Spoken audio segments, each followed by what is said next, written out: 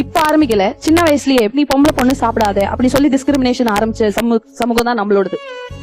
நம்ம போய் ஒரு தட்டு நிறைய சோறு சாப்பிடு, பொம்பளை பிள்ளையா இவ்வளவு சாப்பிடுறியே, ஏன் அதை எக்ஸ்ட்ராவா சாப்பிடுற, இப்படி சொல்லி சொல்லி there is always ஒரு ஐடியா, இவன் தான் சமைக்கணும், காலையில ஆபீஸ் போறதுக்கு முன்னாடி நான் எழுந்து சமைக்கணும். அதே ஒரு ஆம்பளை எழுந்து போறப்ப he can go to office. Probably நிறைய பேர் சமைக்கலாம், ஐ எம் நாட் சேயிங் சமைக்க மாட்டாங்க ஆம்பளைன்னு, பட் நான் சாப்பிடுறப்போ என்னோட ஹெல்த்துக்கு ஜாஸ்தி பைல்ஸ் எனக்கு வந்தா அது அசிங்கமா பாக்குற சமூகம், ஆம்பளைக்கு பைல்ஸ் வந்தா அசிங்கமா பாக்காது. உனக்கு ஏன் பைல்ஸ் வந்ததுன்னா கேக்கு. ஃபெர்டிலிட்டி கிளினிக்ல அட்வர்டைஸ்மெண்ட் போட்டிருக்கு கூட, ஏன் பொம்பளை போட்டோவே போட்ட ஃபெர்டிலிட்டி கிளினிக் அட்வர்டைஸ்மெண்ட் போடுறீங்க, ஆம்பளை போட்டோவே போடுங்க. நான் 4 இட்லிக்கு மேல ஒரு 8 இட்லி சாப்பிடுறேன், எனக்கு அந்த கேப்பபிலிட்டி இருக்குன்னா இந்த பொண்ணை பாருங்க எவ்வளவு சாப்பிடுது. ஒரு ஆம்பளை சாப்பிட்டான்னா அவன் வயிற்றுக்கு சாப்பிடுறான், வேலைக்கு போறான், நானும் வேலைக்கு போறேன்.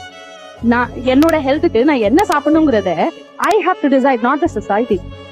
நான் அதை ஹெல்த்தியா சாப்பிட்டு போறேன் இல்ல ஜங்கா சாப்பிட்டு போறேன், ஐ ஹாவ் டு டிசைட்.